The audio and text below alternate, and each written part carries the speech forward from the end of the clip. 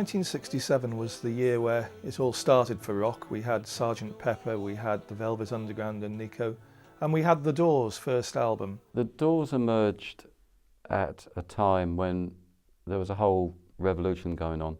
I mean, 1967 is always held up as the year when everything changed. Really, all the groundwork had happened in '66. When I first heard The Doors was a single called Light My Fire, and that would have been in the 60s, probably around 67. My God, I was absolutely impressed. I had never heard anything like it. Well, when The Doors' first album came out, it sounded a lot different from a lot of stuff that was around at the time. And if you compare it to stuff that was coming out of San Francisco or London, it had a completely different sound. The album turned up at the beginning of '67, featuring some of the songs that they'd already been working on since '65, plus a whole bunch of new ones, which combined just to make it one of the debuts of all time. A lot of people have said it is one of the best debut records in the history of rock music. My impression is I would put it up there in the top 5 for sure. It's interesting that they actually recorded it in 2 weeks, and they recorded it with a producer that they hadn't met before, a guy called Paul Rothchild, who produced all but one of their albums. It turned out to be a marriage which Elektra Records made, but it was one that was made in musical heaven.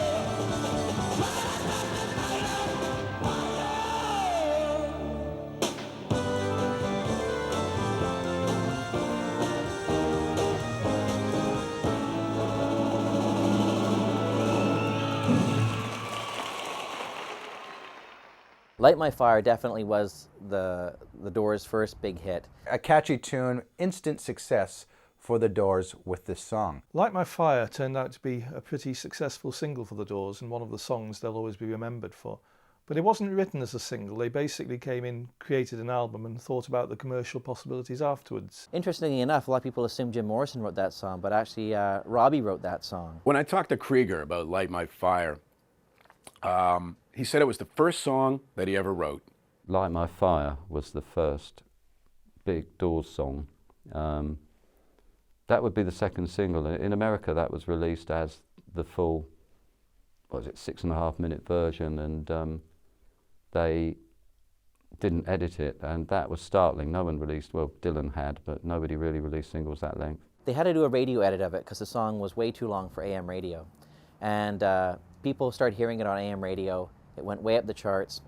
And the FM players, all the stations could play the long version. The song was originally 7 minutes long, but they had to make a single length, get it down to about 3 minutes time, which they cut out the keyboard solo and Robbie Krieger's guitar solo. It was a real sign of the time type song. It came out and you know, throughout the year 1967, that was their hit. And a lot of people, when they play stuff about the 60s, they'll play that song because it really encapsulates an era.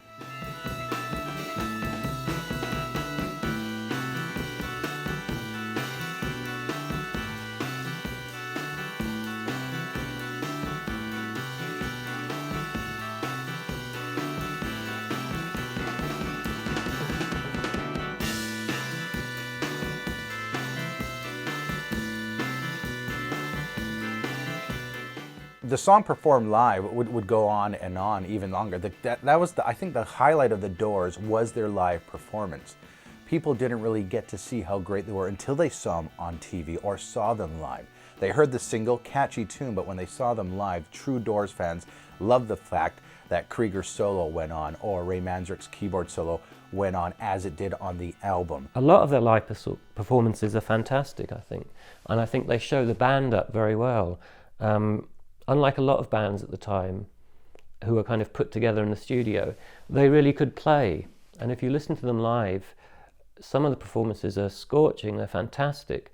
There are versions of Light My Fire that I've heard that are wonderful. Ray Manzarek's organ, which was totally his own. I mean, no one else, I suppose Pink Floyd might have been they weren't even really going then, you know, so that was totally his own devising. Robbie Krieger was more of a jazz kind of guitar player, and he was he again had a sound you could only mistake as him, you know, this Quicksilver fluid jazz guitar mixed with the blues.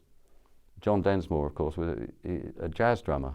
He sounded more like Elvin Jones some of the time than Charlie Watts. So it was a very free-flowing backdrop for Jim. You know, with Jim's voice, that sort of raw, bluesy voice on top of this Latin-type groove, it was exciting. It was a very different type of tune. Light My Fire was built on John Coltrane's version of My Favourite Things by, you know, the song that's in The Sound of Music, but John Coltrane did like this huge version of that. So they took a kind of undercurrent of that as the freewheeling bit mixed with Indian ragas. Ray Manzarek, the keyboard player, came up with the signature introduction, and John Densmore came up with the beat, the drum beat, and Jim came up with some of the lyrics in conjunction with Robbie Krieger. So it was really a band effort, and one which I think was justly, or is still very much justly associated with them. You know the day destroys the night, night divides the day. Try to run, try to hide, break on through to the other side, break on through to the other side, break on through to the other side, yeah.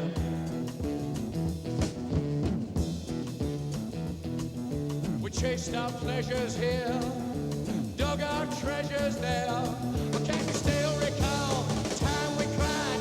Break on through to the other side, break on through to the other side.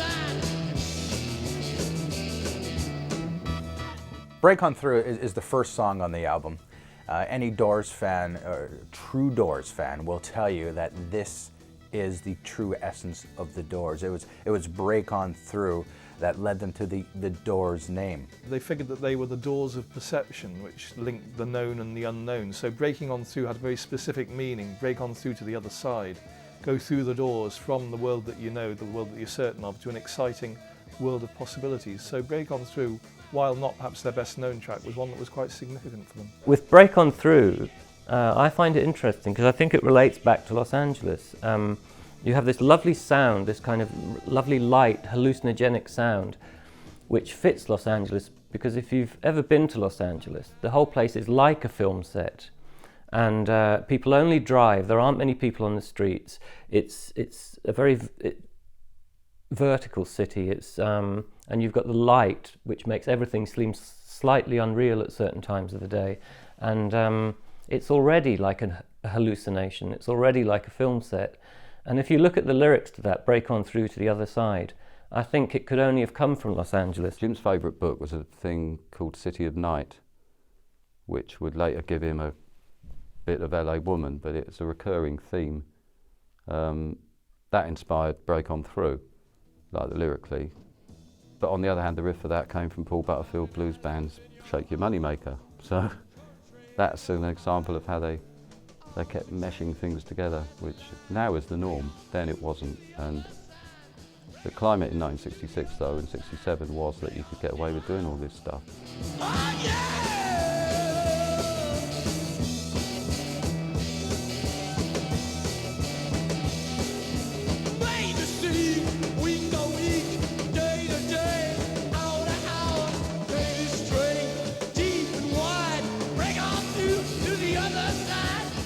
Break On Through, that was a song that the Doors performed a lot in the bars. And it's got a neat beat to it, very different. They based it on a bossa nova rhythm, which up until then that meant the girl from Ipanema or something, you know.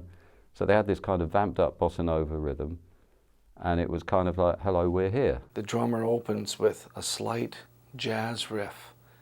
In comes the keyboards, kind of accenting with the drummer. To make that a little bit thicker, The guitar player mimics the keyboard player. Suddenly the song is starting to swell. It's waiting, and then all of a sudden a strange sound, like a moaning guitar or a moaning bass sound, just kind of goes in and out, kind of just making that sexual throbbing sound, and then the voice. Absolutely incredible. What a great way to open an album. 1967, The Doors' debut album, self-titled, starts with a 2.5-minute song called Break On Through.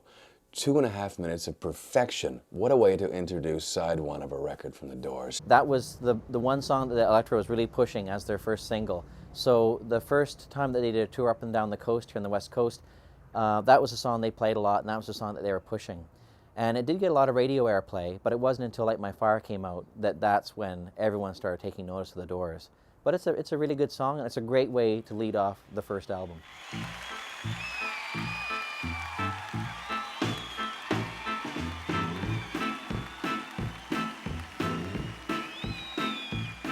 Why show me the way to the next whiskey bar? Oh, don't ask why. Oh, don't ask why. Show me the way to the next whiskey bar. Oh, don't ask why. Oh, don't ask why. For if we don't find the next whiskey bar, tell you we must die. Tell you we must die. Tell ya, I tell ya, I tell ya we must die.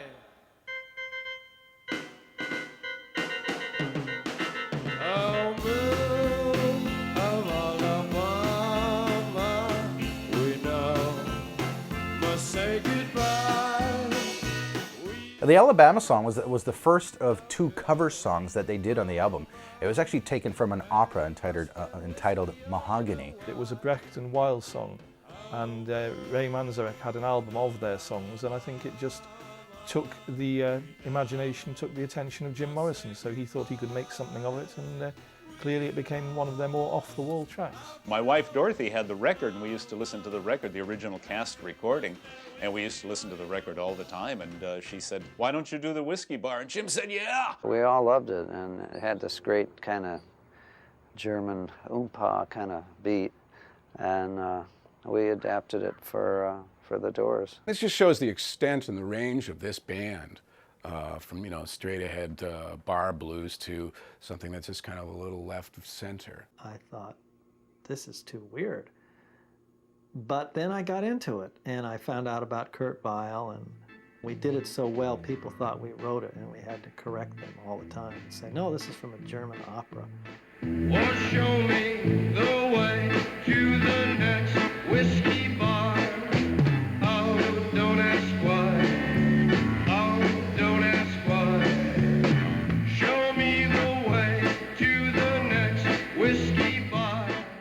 When you got to Alabama song on that first Doors record, you got a glimpse into the quirky world of the Doors. You know, melodically and musically, it was a bit off-kilter. Alabama song, for me, I think is an example of when the Doors could sort of just create like a scene in your mind if you just closed your eyes and listened to it. I've never been to Alabama, but you really felt like you walked into some old, you know, saloon with a wooden floor and there's dust all over the place, and you walk up and order your whiskey. They make it kind of reeling from bar to bar and so on, and they take the European heaviness out of it. They take the pessimism and fatalism out of it and make it seem almost fun. It's like something coming in, and it's got that lovely ambiguous feeling of 1,000 girls, 1,000 thrills, or going from bar to bar. And it's in his vocals. It's kind of, it's never, you never know whether he's saying this is awful or this is great. Possibly because he hadn't decided at that time.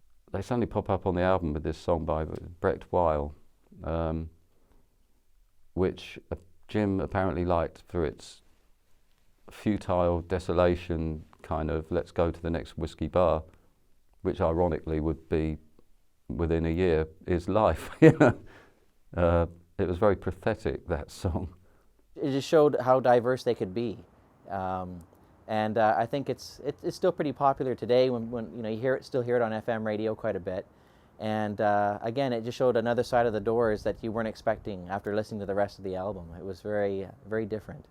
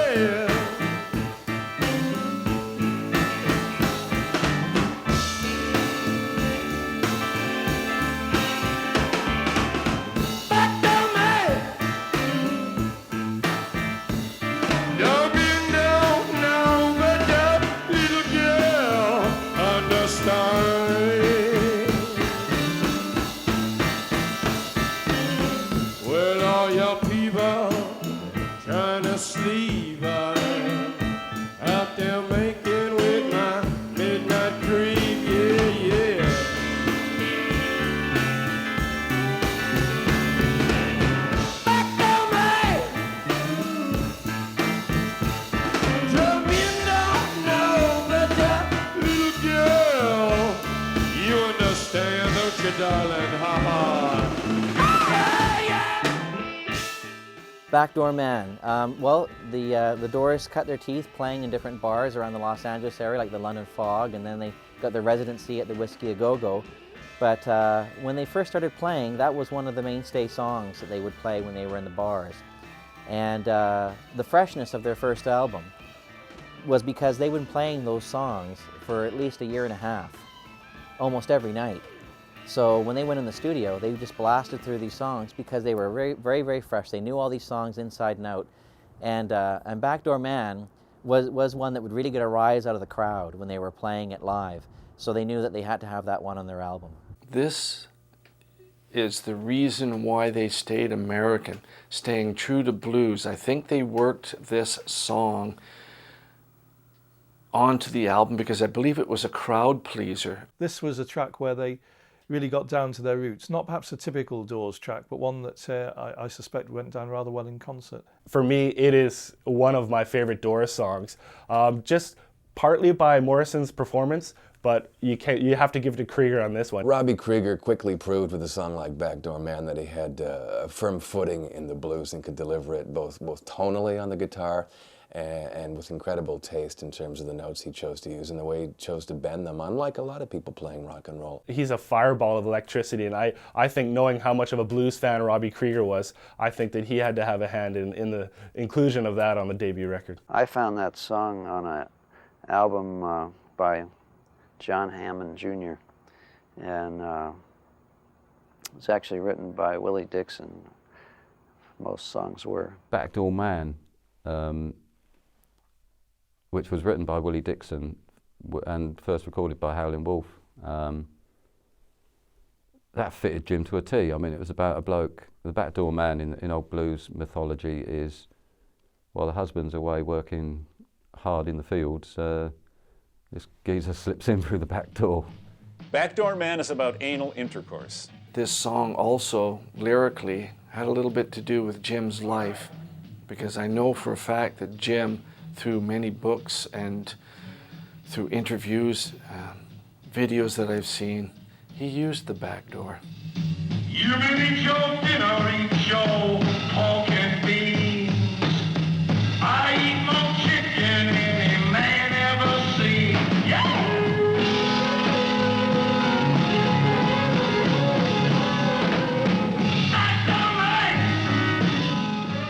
It's about a guy who eats more chicken than you've ever seen. You men come home and you eat your pork and beans. I'm the backdoor man. You men are gone. I sneak in the back door. I eat more chicken. And it's about a gigolo. It's a Lothario. It's a gigolo. It's a blues gigolo song. They used to start their sets with that one, and that was kind of Jim's declaration of intent. You know, I'm here, the backdoor man.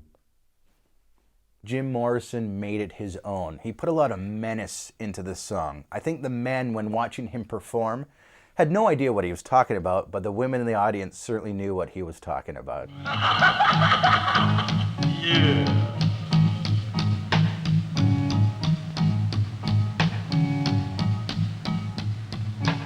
You love me, don't you, baby? I knew you would.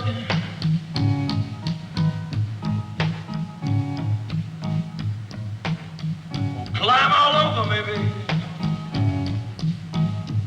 Touch me. Come on, play with me.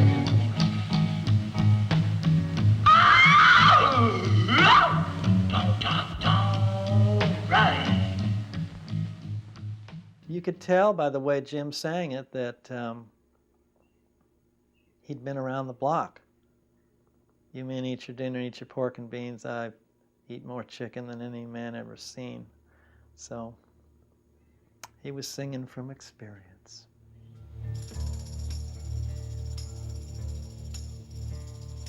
This is the end, beautiful friend. This is the end, my only friend. Of our elaborate plans, of everything that stands.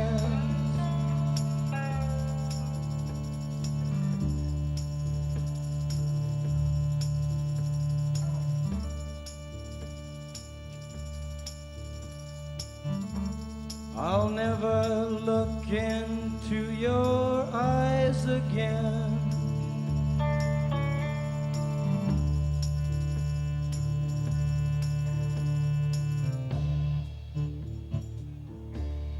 Can you picture what will be so limitless and free, desperately in need of some stranger's hand in a desperate land?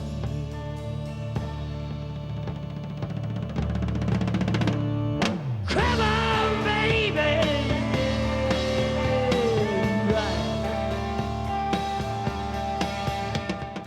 The End is one of the Doors' major pieces, 11 minutes or so long on an album, sometimes even longer than that in concert. I suppose the most startling thing about that album was the end.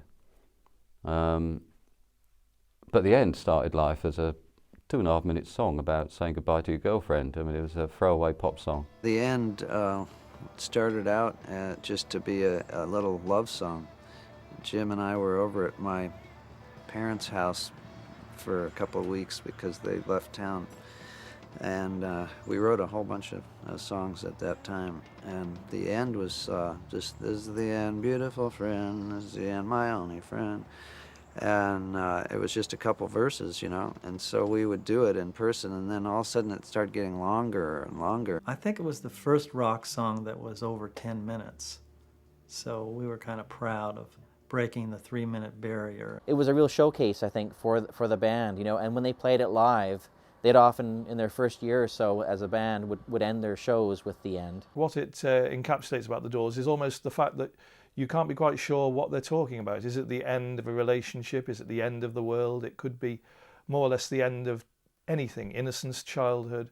You can take it and you can make what you want from it. Obviously, Jim Morrison thinks he knows what it's about, but maybe he's the only one who can say for sure. There was something really quite unusual about that particular song. It was you can tell the Doors used to jam a lot and used to turn, songs would come out of the jams. And I think Robbie Krieger's, you know, Spanishy, sort of slightly Indian-y influences created the template, the backdrop for this song. Krieger's guitar playing is wonderful in that, and most of his guitar playing is very simple, and he's not afraid to be simple, which I think is one of the things that distinguishes them. And we were in this house and there was a sound like silverware being dropped on linoleum, and then somebody ran through the room and they said,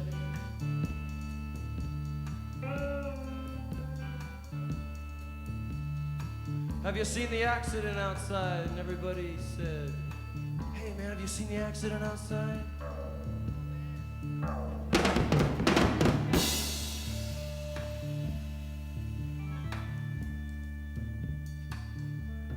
Have you seen the accident outside?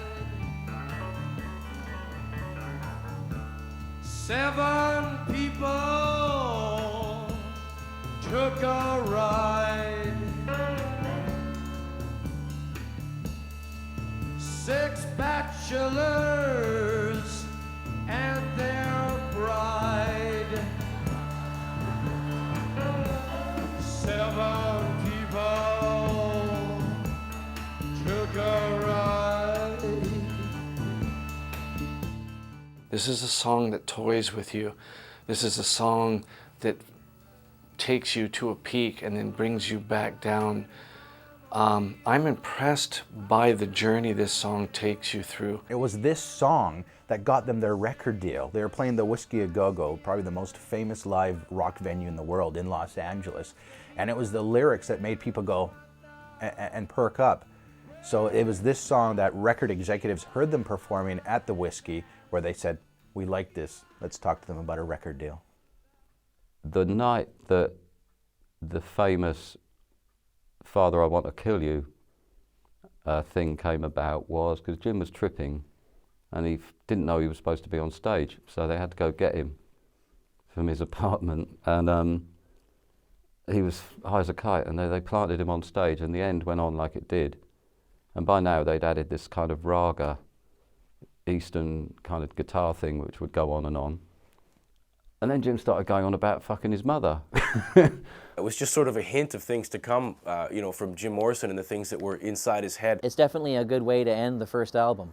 A very good track. I don't think it's dated. I think it could come out today. It was the product of the years before, I guess. You've got this picture of a young band really excited to finally get in the studio and do something.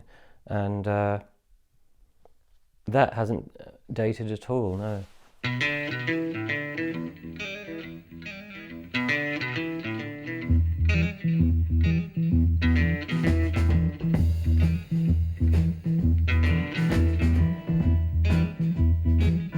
Love me 2 times, babe. Love me twice today. Love me 2 times, baby. I'm gone away. Love me 2 times, yeah. 1 for tomorrow, 1 just for today. Love me 2 times, I'm gone away.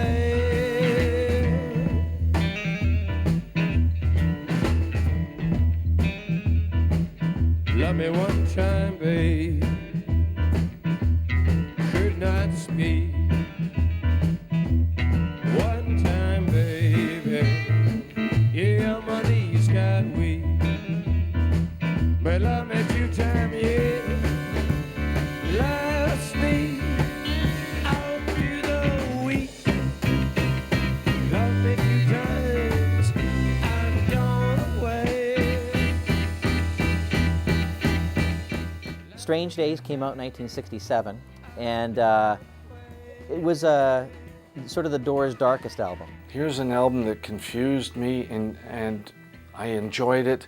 It was surreal. It was psychedelic. Strange Days obviously was recorded as they were now successful and they were able to experiment. I'd say that Strange Days is probably the most psychedelic,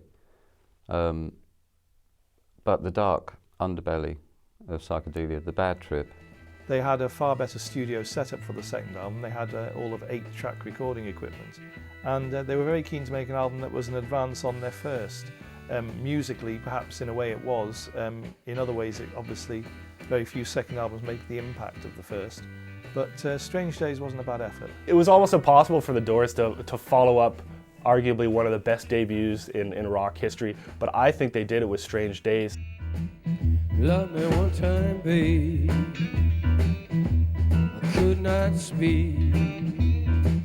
Love me 1 time, baby. Yeah, my knees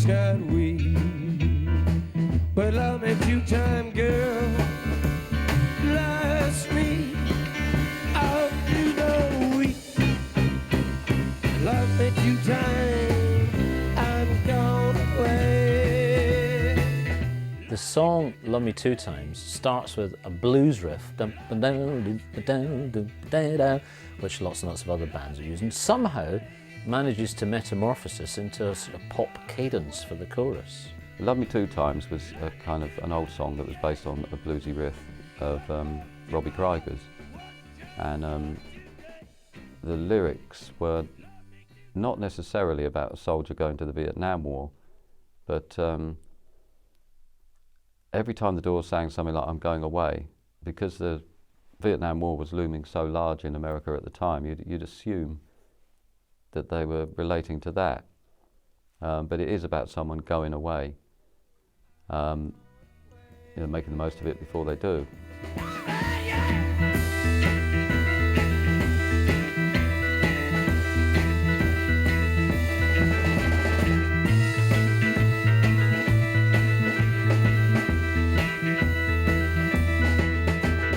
Love Me Two Times is one of those Doors staples. It has everything. I think the neatest part is that it has a harpsichord solo from Ray Manzarek, throwing in that just what the Doors did. They took what was pretty much a straight ahead song and they added just a little bit of, obscurity to it, and they throw in a harpsichord solo. Ray Manzarek, who was fantastic on the keys as always, but I think that every member of the band brought something to the Doors music, and that was Ray Manzarek's moment to shine, I believe. Love Me Two Times is considered a mini masterpiece. This really was a big hit for the band. It had that psychedelic flavor, but also a bit of R&B flavor with a great little driving beat to it, a guaranteed hit for the band. They probably didn't know it when recording it, but as soon as it was heard by the fans and non-fans, it gave the band new fans who heard the song went, this is great, what is it? A definite hit from the get-go. Love Me Two Times, it's a really good song. I think it's got a lot of really good feel to it.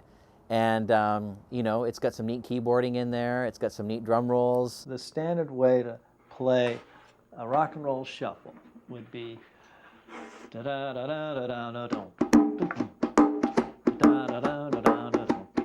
and I found myself going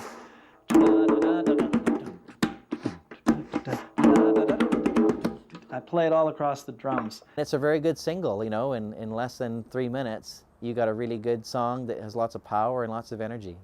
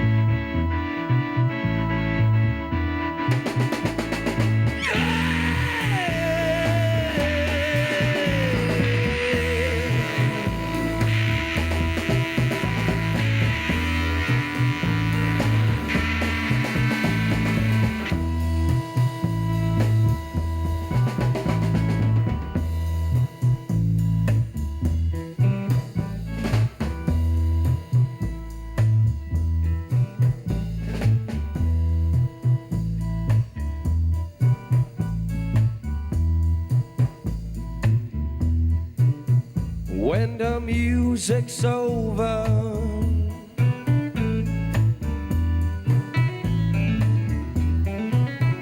when the music's over, yeah. When the music's over, turn out the light, turn out the light, turn out the light.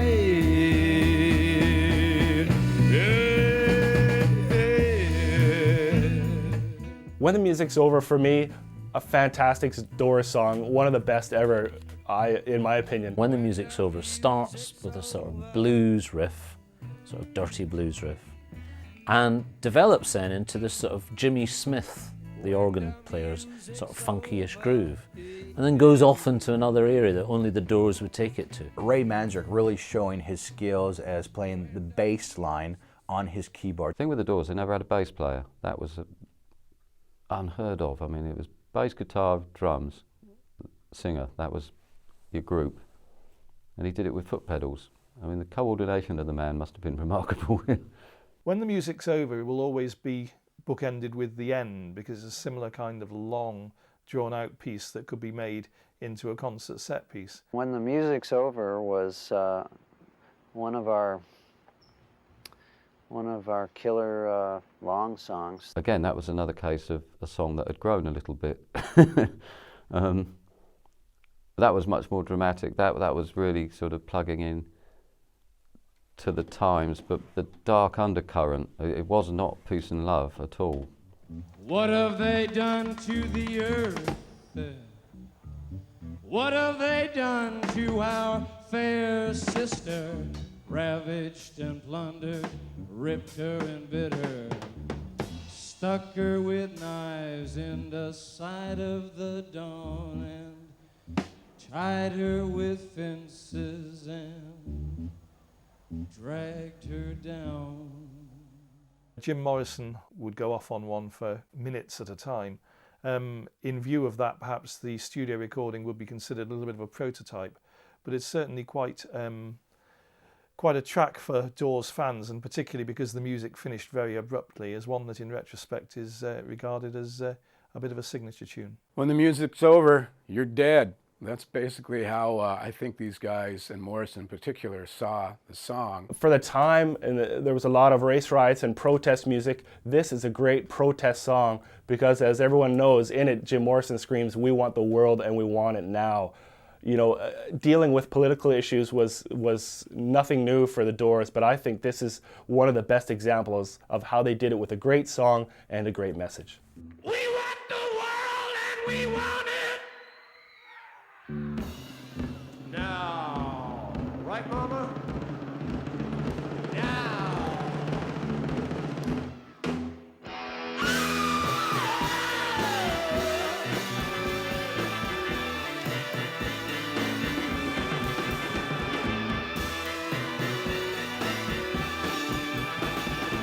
I think probably a lot of these songs Paul Rothchild's still producing, he'd give them freedom in the studio to jam a little bit and improvise, and these things would come out of it. Because it doesn't sound like someone's come to the studio and gone, "Here's the riff, man, let's build a song on it." It sounds like they've just started playing.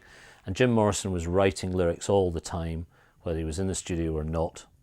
And so I think he would probably just maybe take a piece of paper that he'd written and start singing, and that a song would then develop out of that that would then put into the repertoire. And I feel this is probably one of those songs. A song, you can only say that it was so full of passion and also very intense. A great finale for a record. It was to that album perhaps what the end was to the Doors' debut. Elongated, epic, incredible. People are strange when you're a stranger. Faces look ugly when you're alone. Women seem wicked when you're unwanted. Streets are uneven when you're down. When you're strange, faces come out of the rain. When you're strange, no one remembers your name. When you're strange, when you're strange, when you're strange. People are strange when you're a stranger. Faces look ugly when you're alone.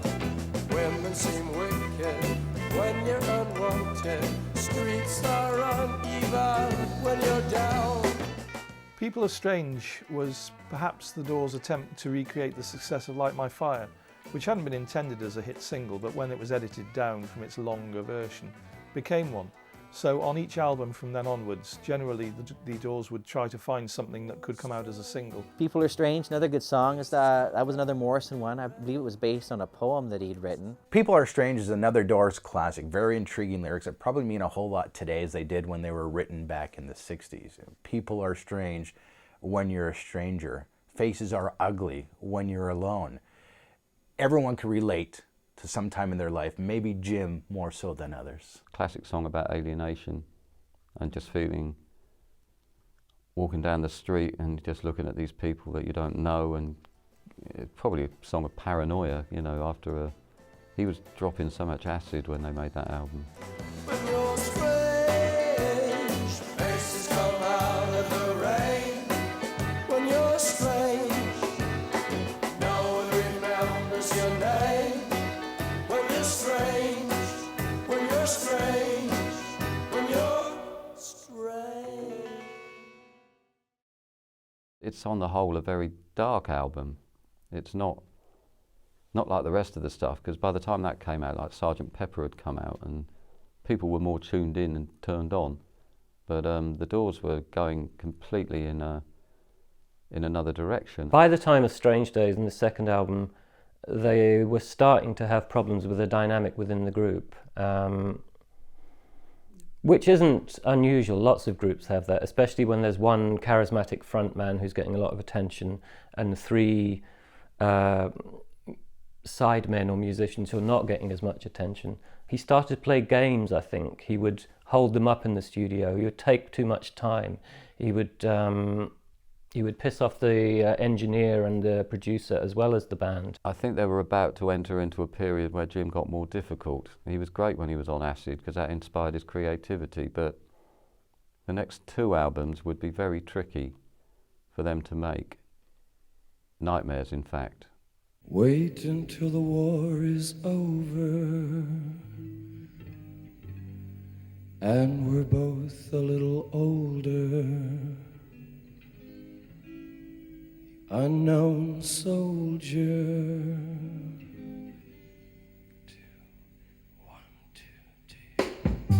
Breakfast where the news is read, television, children fed, unborn living, living dead. Bullet strikes the helmet's head, and it's all over for the unknown soldier. It's all over for the unknown soldier.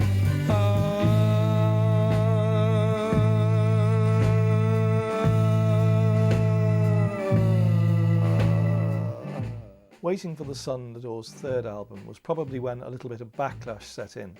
They had been acclaimed as being fresh, new and different, but by the time of the third album, perhaps the cracks were beginning to show. It was the Doors' third release, successful with new fans. A lot of people accuse them as making an album targeted towards teeny boppers or the teen movement. A lot of fans that I have talked to over the years also thought that this was a departure for the Doors.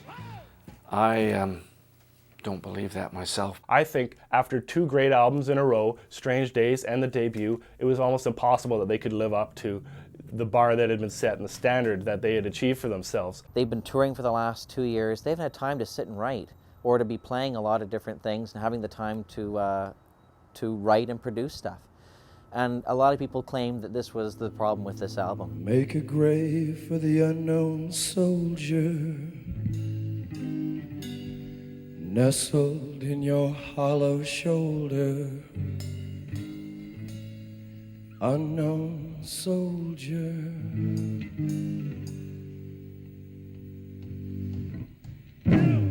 Breakfast where the news is read, television, children fed. Bullet strikes the helmet's head.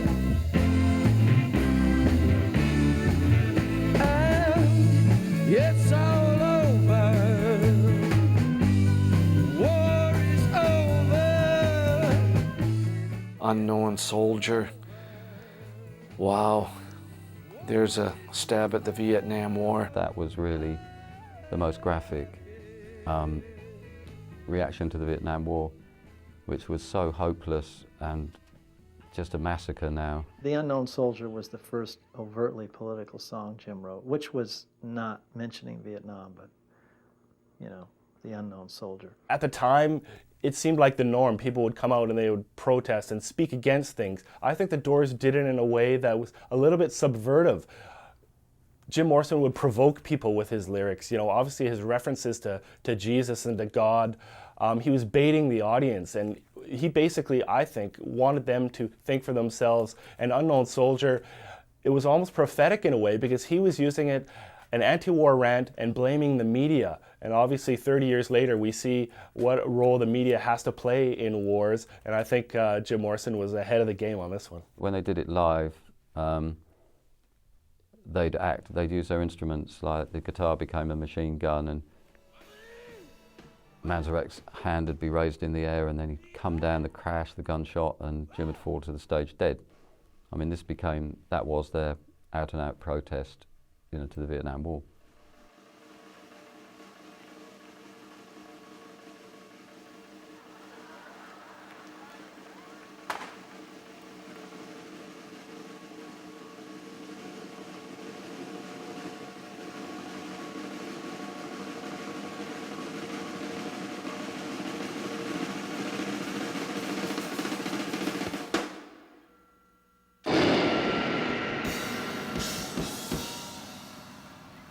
I think the claim to fame with that song was when they performed it live, and Jim would recite the little piece of poetry in the middle bit of the song there. He would actually fall to the ground when the guns were fired. He would fall dead to the stage, and that was pretty effectful at the time. The song The Unknown Soldier is a bit like a little three-act musical, a three-act play. And I think really this song was led by Jim Morrison's idea. I think he probably started singing a melody based around obviously his lyrics, and the rest followed. And where they go from the beginning of the tune to the end of the tune, I think could only come from a band that played a lot together and jammed a lot together. So as I say, it's quite unusual because it is like a little trilogy or a three-act play. Very unusual little piece.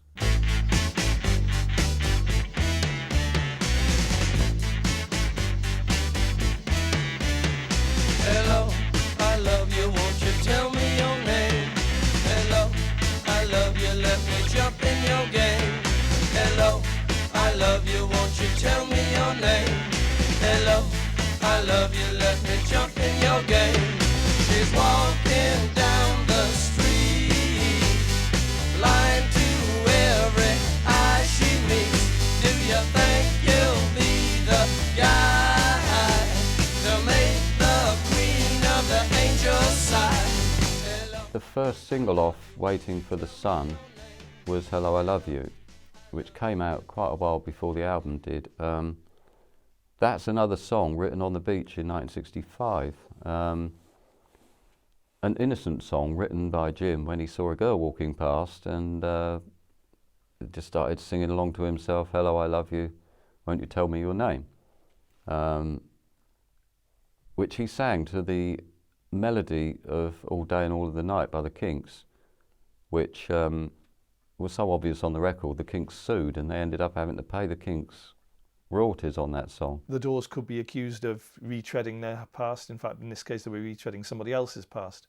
But it was the hit single on the album that the Doors and their record company expected to produce each time round. A song like Hello, I Love You divided critics greatly, although it was a huge success, and that was partly why people were critical of it, I think, because they felt that the Doors were taking the kind of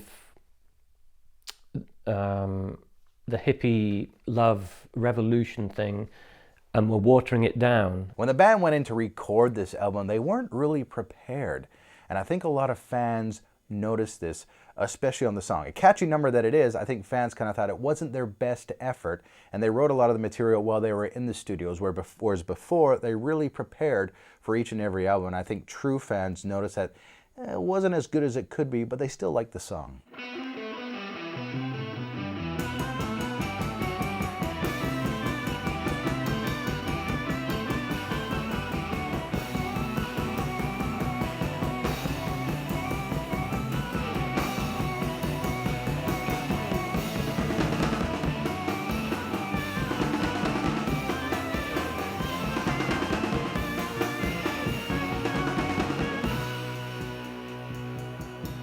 Trade winds find galleons lost in the sea. I know where treasure is waiting for me. Silver and gold in the mountains of Spain. I have to see you again and again. Take me, Spanish Caravan. The song Spanish Caravan, it was great to hear Robbie Krieger playing a bit of Spanish guitar. Obviously, he studied a bit of that. And he even hints a little bit at some Segovia playing there. Robbie Krieger was playing around with this flamenco guitar riff called Asturias, which is like a classical guitar figure, and it became Spanish Caravan.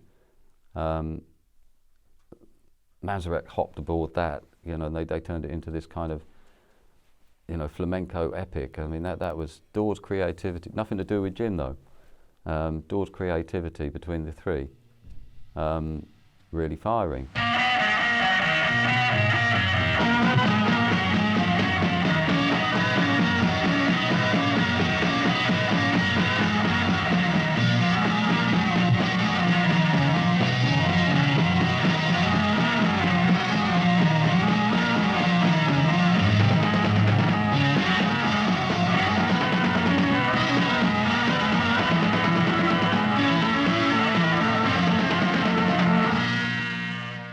Spanish Caravan is actually a really great song, very cool song. It starts off with this folky kind of style, and in true Doors fashion, it really starts to electrify. Maybe you can compare it to a folk band like the Byrds or Crosby, Stills, Nash and Young.